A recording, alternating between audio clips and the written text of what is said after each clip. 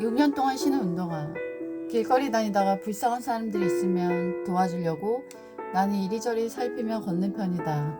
어떤 아주머니가 길바닥에 앉아서 뭔가를 들고 계시길래 가엾은 마음이 들어서 점심은 드셨느냐고 물어봤다. 그랬더니 그 사람이 나를 아느냐고 물어보길래 알지 못하지만 혹시 식사를 하셨는지 궁금해서 물어봤다고 했다. 그 사람은 나한테 돈이 있다면 3만 원만 달라고 했다. 곧 10만 원으로 갚는다고 했다.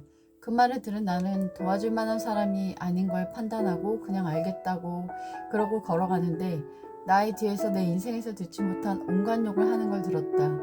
너무 심하게 욕해서 주변에 있는 상가에 있는 사람들이 다 쳐다볼 정도였다. 불쌍한 사람들을 도와주려고 하는데 내 맘에 기스를 남기는 슬픈 모습이다.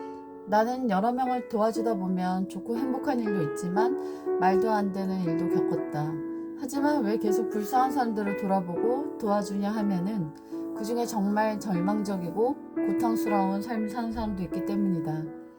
신발이 낡아도 바꿀 마음이 없지만 가장 힘든 사람들에게 나눠주고 싶은 마음은 영원히 변함이 없다. 계란값 4,500원. 계란 무인 가게가 우리 동네에 있다. 나는 그것을 무인으로 계산하고 집으로 돌아왔는데 계좌에서 돈이 많이 빠져나가지 않는 것을 발견했다. 4,500원이 덜 빠져나간 것이었다. 나는 어떻게 해결을 해야 될지 몰라 그 가게를 다시 찾아가 그 가게의 전화번호에 전화를 했고 그리고 다시 부족한 만큼의 돈을 입금시켜 주었다. 4,500원을 내가 그냥 가질 수도 있을 것이다. 하지만 나의 양심은 그렇게 하지를 못하게 했고 그 돈을 입금시켜 주었을 때 비로소 마음의 부담감이 사라지는 것을 느꼈다. 점점 더 많은 무인 가게들이 생기고 있고 그리고 우리의 양심이 투명하게 계산대에 마주하고 있는 것 같다. 외국에서는 이런 광고가 인기를 끌었다고 해서 주목을 받은 적이 있는데 여러분이 훔치고 싶은 만큼 훔치세요. 잡히지 않을 수 있다면 그런 광고를 내고 정말 많은 손님들이 들어와 물건을 훔치다가 잡혀 그것이 이슈가 돼서 오히려 광고가 된 것을 본 적이 있다. 외국에서는 도둑이 많고 극성을 떨어서 골치를 썩히고 있다고 한다. 그런데 우리나라에서는 아직까지 그런 것들이 많이 일어나고 있지 않은 것 같다. 우리나라는 특별히 외국인들도 얘기를 하지만 핸드폰을 가게에 두고 나왔을 때 길에 두고 나왔을 때 다시 찾았다라는 아주 반갑고 긍정적인 얘기를 많이 해주어서 감사했다. 정직한 한국이 계속되어지기를 바란다.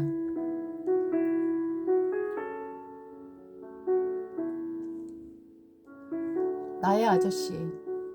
여러분도 가장 좋아하는 드라마가 있을 것이다. 나는 제일 좋아하는 드라마가 나의 아저씨와 해방일지였다. 나의 아저씨를 최애 드라마로 생각하고 있는 사람들이 많을 것이다. 그런데 최근에 그 드라마의 주인공이 불미스러운 일에 연루되는 것을 보고 우리 모두가 큰 충격을 받았다. 왜냐하면 그 캐릭터가 주었던 희망과 선한 이미지 때문에 우리 모두 굉장히 감동을 받았기 때문이다. 우리들 마음 한구석에는 나의 아저씨와 같은 진짜 어른, 참 어른이 내 삶에는 없지만 어딘가 살고 있지도 모른다는 막연한 희망과 기쁨이 우리의 삶을 아름답게 지지해주는 큰 힘이 되었던 것이 사실이다. 나는 나의 아저씨 드라마에서 그가 했던 말을 기억한다. 내 주변엔 그런 곳 알려주는 어른도 없어? 우리가 지금까지 잘 살아왔던 것은 우리 주변에서 바르고 좋은 말, 옳은 말, 진리의 말을 해주는 나의 아저씨 같은 존재가 있었기 때문이 아닌가 하는 생각이 든다.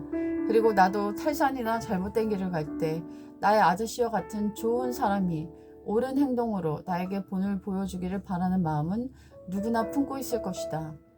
뉴스에서 한 연예인이 그 아파트에 살고 있는 경비원 아저씨가 암에 걸린 것을 알고 적극적으로 도와주었던 아름다운 미담이 소개되었다.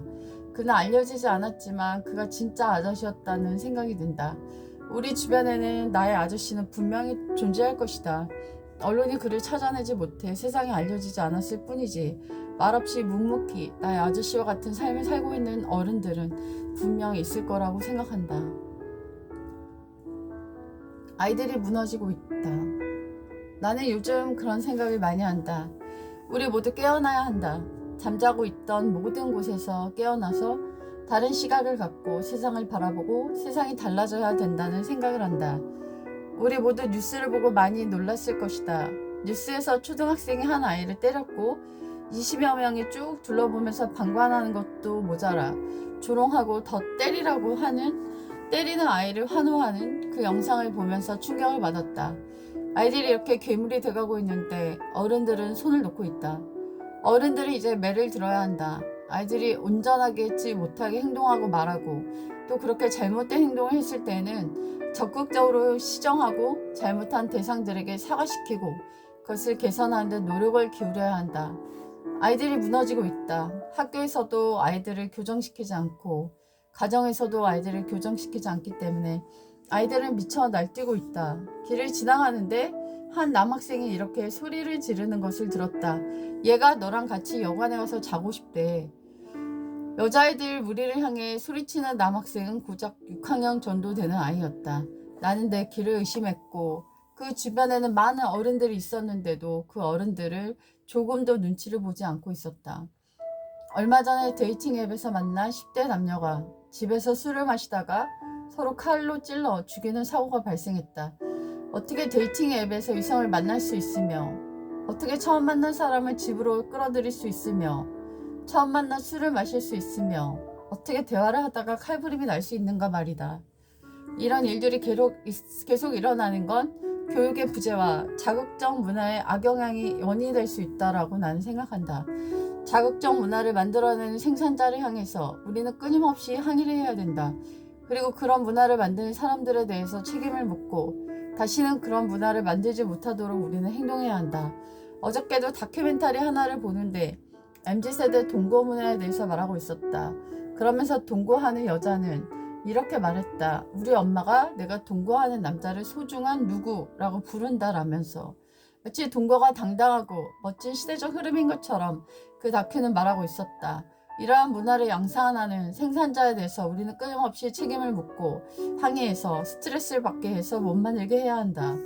우리는 아이들이 성공해야 하고 좋은 학벌을 가져야 하고 성취해야 한다는 자신들의 욕망을 내려놓고 기본으로 돌아가야 한다.